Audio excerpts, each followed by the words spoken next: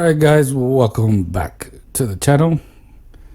Today we're going to be talking about this low rider gasser. Check it out. I should take a picture like that.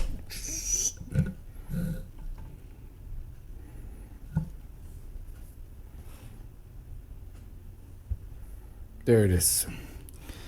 Alright, so I spent way too many hours getting this thing about right, getting the measurement right. You can see this is the arrow that faces forward. Making this video because I'm thinking about putting these up in eBay if you guys are interested. So I'm here to show you what I did. This is what you're gonna get. It's made of styrene, polystyrene, no holes drilled, and these spaces here is to let you know right about the area where you need to put your axle. So you can see on the original gasser here, the front wheels are actually moved forward a little to make space for the headers. If you want to do this, you need to get rid of the gasser engine. Here is mine. You can see mine. This is a sticker. So once you're done with it, you can remove it. And as you can see, I put the axles on the bottom side. I still have to paint it, I know.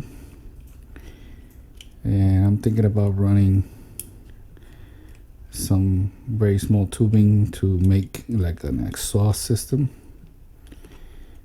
Maybe not. So this is how I did it. I cut the two pieces. I cut the front engine and I was left with this. Where's the engine? Right here. Now, your other option is you could cut the headers and then try to cut flat this, and that should leave you with two rails here. That way this piece will still be attached right to this, to the interiors. I didn't want to do that because I wanted to save the engine just in case I want to convert another car into a gasser in the future. I don't have the engine. So let me put that to the side. Let me show you over here. Let me open up this one so you can see the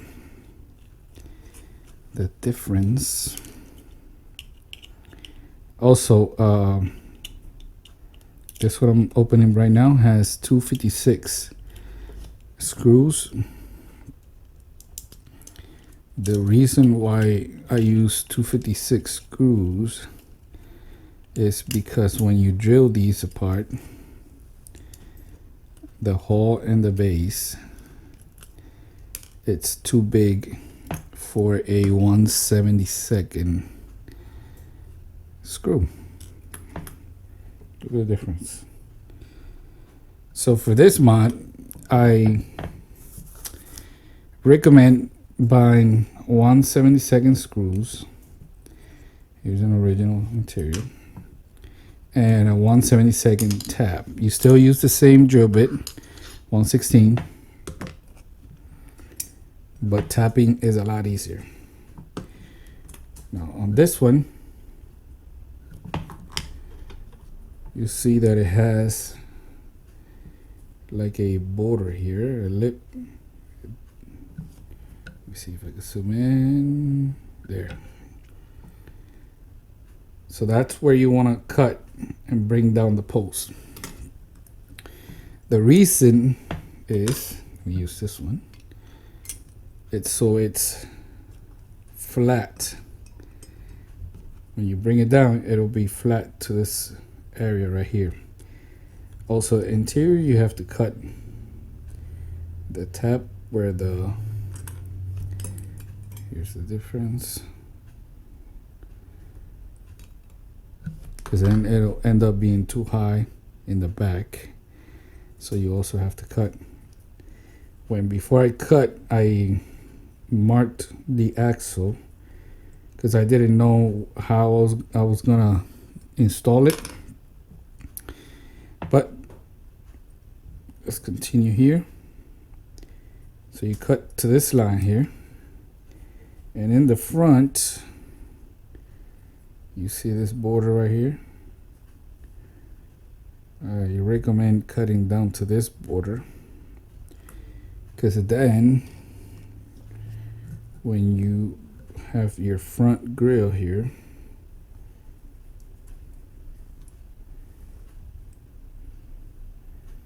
see, you have your front grill, the grill reaches up to that area. So now when you're using your custom axle, your custom chassis here, or base, the base will actually compress the grill and hold it in place. Okay, let me see what else I can show you. Here is a comparison between the two. Let me zoom out.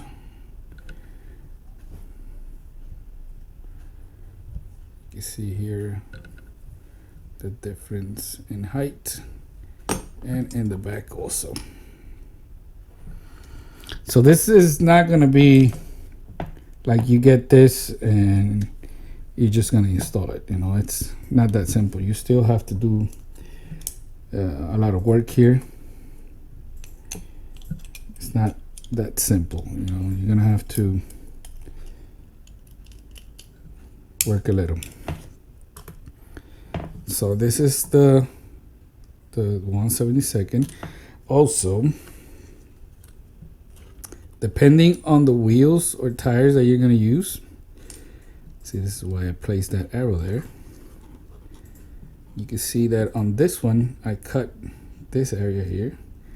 On this one it's not like that. So this is very easy to cut. You can do it with a scissor.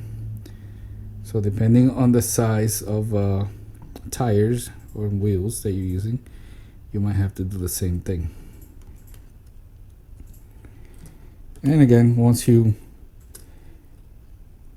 me show you something.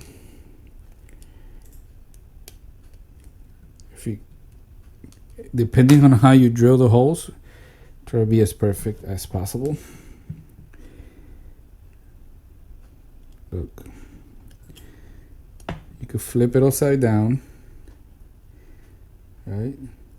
And it'll give you a lower stance. But right now it rolls because it doesn't have the interiors. Up here it doesn't roll because it's hitting this area right here. That's why I didn't install it like that. If you want to go that low, you have to grind out this area, make space for the tires. And I didn't feel like doing all that work because I've already done too much.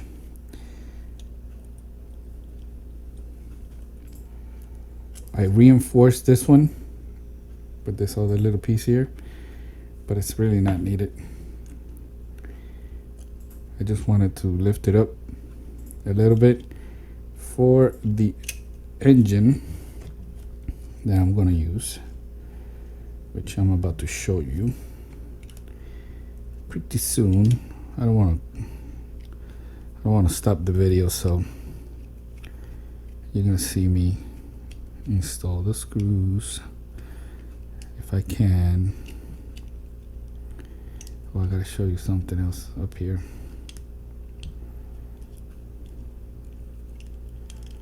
Oh, here we go. There you go. No, this is not the screw. I think that's the problem. Yep, I was using the 256 instead of the 172. That's why it was not going in perfect. These are much smaller or thinner. Yep, there it goes.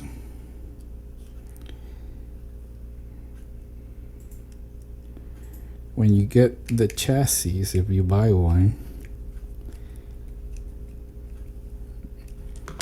I designed it so it'll stick out like this. This piece will stick out. There you will have to make a choice, either to cut it down, right? Or you can make a design where something sticks out if you want to install a bumper. In my case, I've been playing around with this. I made this from another 2 pieces of polystyrene, and basically it'll go like this. I have to glue it down, and everything will get painted the same color. Not sure about this one. Here is the engine.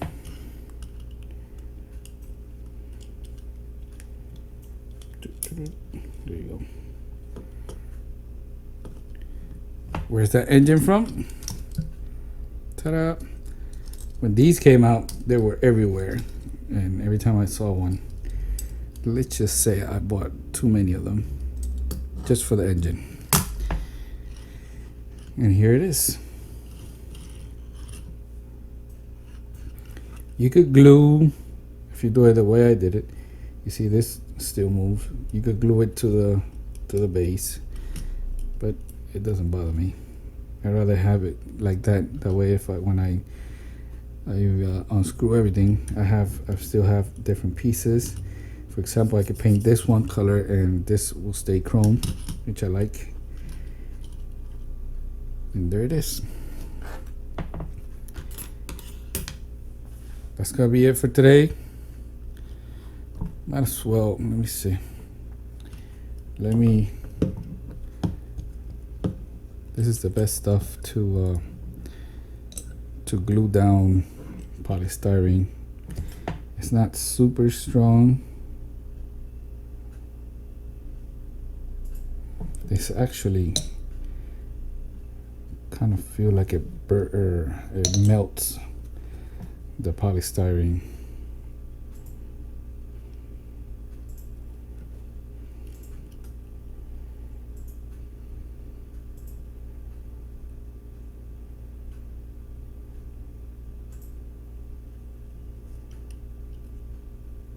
So it's starting to react.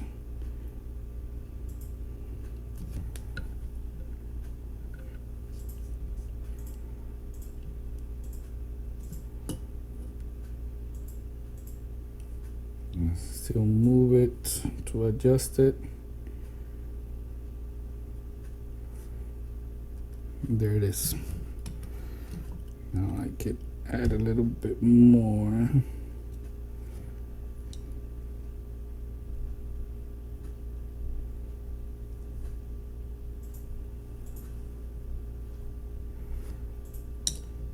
That'll probably make the screw here stick to the polystyrene. So see if I unscrew it now, just to get some separation there.